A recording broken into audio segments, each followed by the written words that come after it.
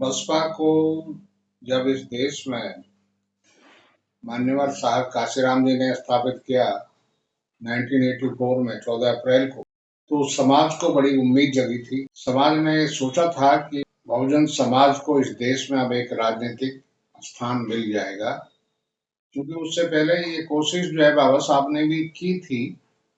और जिस पार्टी का उन्होंने निर्माण किया था उसका नाम था रिपब्लिकन पार्टी ऑफ इंडिया।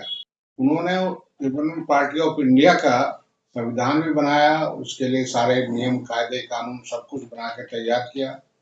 लेकिन इस समाज का दुर्भाग्य था कि वे जब ये सब कर चुके तो उसी दौरान उनका जो है परिनिर्वाण हो गया और वो इस दुनिया से चले गए। इसलिए आरपीआई यानी रिपब्लिकन पार्टी ऑफ इंडिया उनके जाने के एक साल बाद अस्तित्व में आई। उसके अस्तित्व में आने से जो है समाज को जो है, क्योंकि बाबा साहब की झलक उस पार्टी में नजर आ रही थी, तो लोग उसके बड़े दीवाने थे और उससे लोग जुड़े हुए थे। काफी लोग जो है समर्पित थे। बीपी मोरे जैसे लोगों ने बहुत बढ़ चढ़ के हिस्सा लिया। जो आज उत्तर भारत में जो अम्बेडकरवाद की कुछ झलक नजर आती है, वो बीपी मोरे के संघर्ष का ही परिणाम है। उनके साथ जो अन्य लोग जुड़े थे उनके संघर्ष का परिणाम है, तथा कुछ और लोगों का भी भरसक प्रयत्न रहा बाबा साहब के मिशन को आगे बढ़ाने का और जागरूकता फैलाने का। लेकिन जब जब आरपीआई में कुछ ऐसे जो है लोग आ गए और घुस गए आरपीआई में, जो अपना ही स्वार्थ देख रहे थे, जिनमें कोई त्याग नहीं था, बाबा साहब के मिशन का कोई ख्याल नहीं था। वो कांग्रेस से समझौते कर रहे थे, कांग्रेस से टिकट मांग रहे थे, कोई राज्यसभा का टिकट मांग रहा था, कोई लोकसभा का टिकट मांग रहा था। और इसी जद्दोजहद में जो है आरपीआई को धरातल पर ला दिया। आरपीआई के जो है बहुत अच्छे जो है रिजल्ट आए थे, चुनाव में लोग जीते थे। एक एक समय था जब जो है लोकसभा में कई लोग जीत कर आए थे और आरपीआई का दबदबा था लोकसभा में। लेकिन बाद में धीरे धीरे उसका भी ढलान की तरफ रुझान हो गया, आरपीआई घटती गई। और आरपीआई को घटाने में कोई जो है बहुत बड़े उस समय के जो है ब्राह्मणों का या संघियों का हाथ नहीं था। हमारे ही लोग थे जिन्होंने आरपीआई को कमजोर किया, अपने लालच में कमजोर किया, मनवादी पार्टियों से समझौते किए और मनवादी पार्टियों को फायदा पहुंचाया। ये था आरपीआई के घटने का कारण। और हमारे लोगों का जो है फिर आरपीआई से चुनाव लड़ने वालों के प्रति आकर्षण और भरोसा खत्म सा हो गया। आरपीआई आज कहीं नहीं है। आरपीआई के 20 से ज्यादा टुकड़े आज महाराष्ट्र में हैं और आरपीआई के लोग जो है उन अपने टुकड़ों एक एक टुकड़े को लेके आज मनवादी पार्टियों के सामने गिड़गिड़ाते हैं। अपने राजनीतिक स्वार्थ के लिए जो है एक एक सीट के लिए जो है समझौते करते हैं और लोकसभा में घुसने की या राज्यसभा के माध्यम से घुसने की, अपने आप को मंत्री बनाने के लिए, समाज के लिए नहीं, वो अपने आप के अपने लिए ही, अपने स्वार्थ के लिए ही वो संघियों के और ब्राह्मणी संस्कृति के लोगों के तलवे चाट रहे हैं। जिनमें सबसे बड़ा नाम है रामदास अठावले जी का, जिनके वो भी एक रिपब्लिकन पार्टी के एक नेता हैं।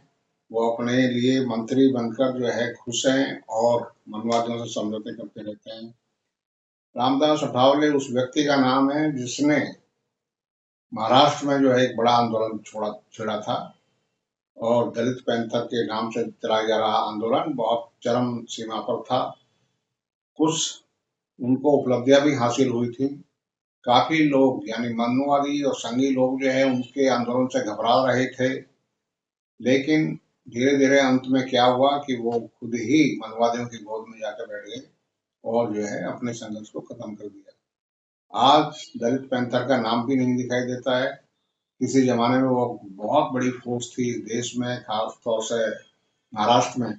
लेकिन रामदास अठावले जैसे व्यक्तियों ने बाबा साहब के मिशन को न समझकर उसको तरजीह न देकर अपने स्वार्थ को तरजीह दी, जिसके कारण बाबा साहब का मान सम्मान जो है आज सब जगह घटता हुआ दिखाई दे रहा है। मोदी सरकार ने जो है 3 और 4 जून की रात को बाबा साहब की बाबा साहब के स्टेचू को, जो पुराने पार्लियामेंट के परिसर में लगा हुआ था, उसको हटा दिया और उसके लिए जो है लोगों ने बहुत सारे उनको ये ज्ञापन दिए, प्रदर्शन किए, लेकिन मोदी सरकार पे कोई जू नहीं चली। मोदी सरकार में जो बाबा साहब के नुमाइंदे बने हुए हैं, जो सामाजिक संगठन भी चला रहे हैं और बाबा साहब का नाम लेते हैं, लेकिन ऐसा नजर आता है कि वो सब जो है अपने स्वार्थ में काम कर रहे हैं और वनवादियों की अपेक्षाओं की पूर्ति कर रहे हैं। तो ऐसा ही नजर आ रहा है। ना जो है हावले ने आज तक उस प्रतिमा को हटाने पे एक शब्द बोला, ना किसी जो 131 एमपी जो लोकसभा में बैठे हैं बहुजन समाज के, जो आरक्षित सीटों से जीत के आते हैं, ना उन्होंने आज तक ये कोशिश की कि बाबा साहब के इतने बड़े अपमान को सहन हम नहीं करेंगे, कभी सरकार को भूला नहीं। आज तक वो मूर्ति लगाने की बात नहीं हुई है। 14 अप्रैल भी बहुत नजदीक आ रहा है, मुश्किल से एक महीना बचा है।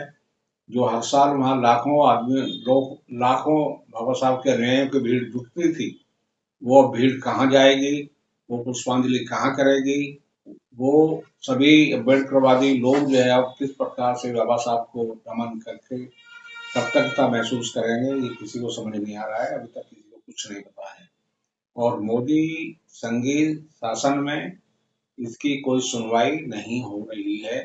लोगों ने लिखा है, कुछ सामाजिक संगठनों ने लिखा है, लेकिन जिन लोगों ने जो है सामाजिक संगठनों के माध्यम से मोदी के अंधभक्तों से मुलाकात की, शायद वो अपना ही फायदा कुछ उनसे लेने की बात कर रहे होंगे। समाज को तो कुछ पता नहीं है, सब कुछ अंधेरे में है, कुछ पता ही नहीं चला कि उन्होंने क्या बात की, क्या रिजल्ट आया, मूर्ति वहीं लगेगी या नहीं लगेगी। जबकि समाज की ये डिमांड थी कि मूर्ति को, बाबा साहब की मूर्ति को वहीं पर उसी मुद्रा में, उसी उतनी ही ऊंचाई पर लगाया जाए जैसे वो लगी हुई थी, क्योंकि वो मूर्ति बड़े संघर्ष के बाद लगी थी। और उस संघर्ष में बहुजन समाज के जो है करीब 4 लाख लोग जेल गए थे, ऑन रिकॉर्ड है। महिलाएं भी जेल गई थी और महिलाओं के बच्चे भी जेल में ही पैदा हुए थे। ये एक इतिहास है। और ये बीबी गोरी के नेतृत्व में संघर्ष चला था, पूरा संघर्ष चला था। और काफी इसमें जो है लोगों के यानी जो है लोगों को कष्ट भी हुआ था, लोगों ने जेल भी काटी, लोगों ने बहुत यातनाएं सही जब जाके ये मूर्ति लगी थी। लेकिन मोदी संघीय शासन के कर्णधारों ने उसे एक झटके में हटा दिया। और हमारे समाज के लोग जो पार्लियामेंट में बैठे हैं, जो संसद में बैठे हैं, मंत्री बने हुए हैं, बाबा साहब का नाम लेते हैं, और मोदी खुद बाबा साहब का नाम लेकर जो है बड़ा अपने आप को लोगों को नाटक करके दिखाते हैं। मोदी के साथ दूसरे उनके जो मिनिस्टर हैं वो भी नाटक करके दिखाते हैं। इस नाटकीय अंदाज से बहुजन समाज सहमत नहीं है, बाबा साहब के अनुयायी सहमत नहीं है, वो उनके छलावे में नहीं आएंगे और कभी ना कभी वो एक बड़ा आंदोलन करेंगे। हमें लगता है इस 14 अप्रैल के बाद 14 अप्रैल के अवसर पर, बाबा साहब की जयंती के अवसर पर बहुजन समाज एक बड़ा आंदोलन कर सकता है, ऐसा हमें लगता है, क्योंकि ये उनके मान सम्मान का मामला है।